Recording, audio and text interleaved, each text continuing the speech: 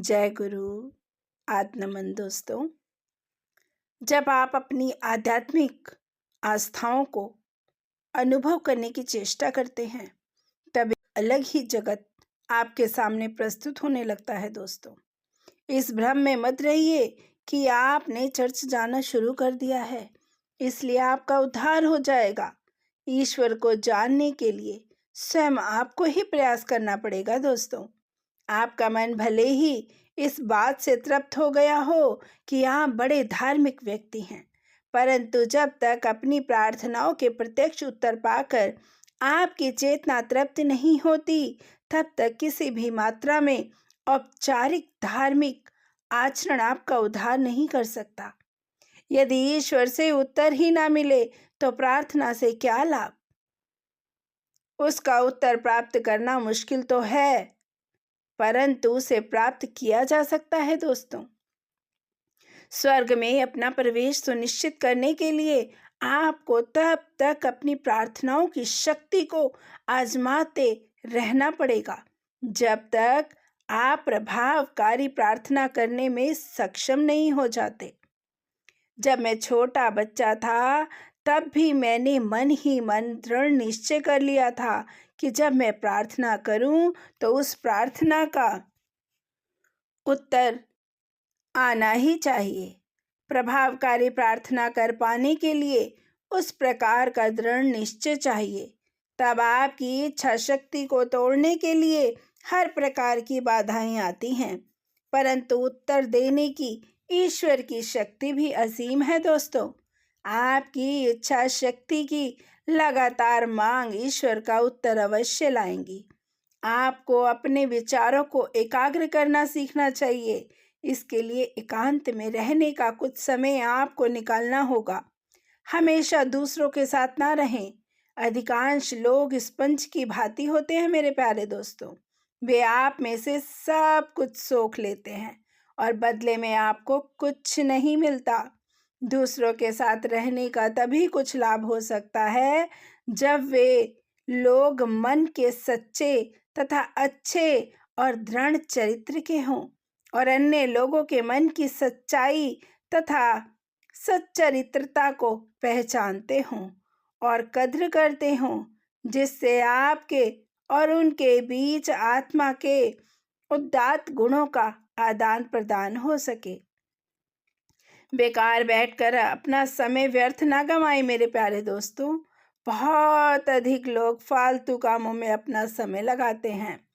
उनसे पूछो वे क्या कर रहे थे, तो साधारणतः यही जवाब मिलता है, ओह, मैं हर पल अत्यंत व्यस्त था।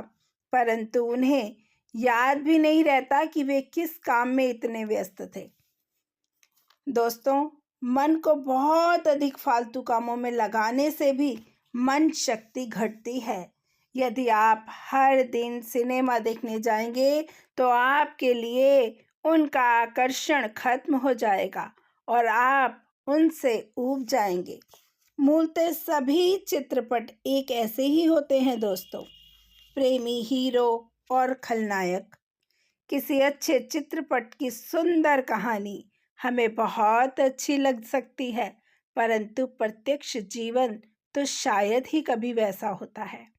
दूसरी ओर, यदि वह वास्तविक जीवन से बहुत ही मेल खाती है, तो वास्तविक जीवन को और अधिक देखना ही किसे है, जबकि हम तो वहां मनोरंजन के लिए गए थे। जीवन बड़ा चकमेबाज है मेरे प्यारे दोस्तों, और वह जैसा है वैसे ही हमें उसके साथ निभाना है। हम उसे पहले अपने वश में ना कर लें तो हम किसी और की कोई सहायता ही नहीं कर सकते। एकाग्रचित विचार के एकांत में ही समस्त उपलब्धियों की निर्माणशाला छुपी होती है। इसे याद रखें। आपके रास्ते में रुकावट डालने वाली बाधाओं पर विजयी होने के लिए अपनी इच्छा शक्ति के प्रारूप निरंतर इस निर्माणशाला में तैयार करते रहिए। अपनी इच्छा शक्ति को निरंतर प्रयोग करते रहिए। यदि आप समय बर्बाद ना करें तो दिन में और रात में आपको अनेक अवसर मिलते हैं। इस निर्माणशाला में कार्य करने के लिए रात को मैं इस जगत के सारे विचारों से मुक्त होकर केवल अपने में ही रहता हूँ। तब यह जगत मेरे लिए पूर्णतः अपरिचित होता है। उसका कोई अस्तित्व ही मेरे मन में नहीं होता। उस वक्त केवल मेरी इच्छा शक्ति मेरे साथ होती है और उसका प्रयोग कर मैं वांछित दिशा में अपने विचारों को तब तक निर्देशित करता जाता हूँ जब तक मेरे मन में यह तय ना हो जाए कि मुझे क्या करना है और कैसे करना है, और फिर मैं उन कार्यों में अपनी इच्छा शक्ति को लगाता हूँ तो वह सफलता को सामने ले आती है। मैंने इसी प्रकार अनेक बार अपनी इच्छा शक्ति का सफल प्रयोग किया है, लेकिन जब तक इच्छा शक्ति को निरंतर उसमें प्रयुक्त ना किया जाए तब तक यह पद्धति काम ही नहीं कर सकती। मनुष्य को बहुत ही अच्छा लगता है जब उसमें यह कहने की सचमुच योग्यता हो और वह इस बात को जानता हो कि ईश्वर की इच्छा शक्ति से युक्त मेरी इच्छा शक्ति मेरे ध्येय को प्राप्त करके रहेगी।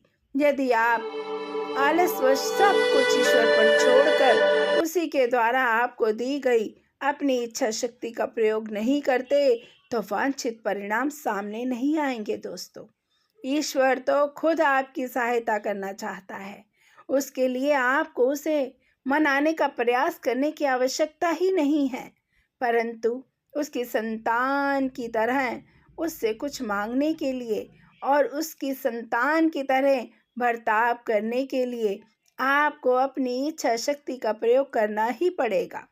आपको इस विचार को अपने मन से निकाल फेंकना ही पड़ेगा कि अपनी अद्भुत शक्तियों से संपन्न ईश्वर दूर कहीं स्वर्ग में बैठा है और आप तो इस पृथ्वी पर समस्याओं की दलदल में फंसे एक क्षुद्र कीड़े के मात्र हैं। इस बात को सदैव याद रखिए कि आपकी इच्छा शक्ति के पीछे ईश्वर की महान इच्छा शक्ति है, परंतु जब तक आप उस शक्ति के प्रति ग्रहणशील नहीं बनते तब तक वह आपकी कोई सहायता नहीं कर सकती।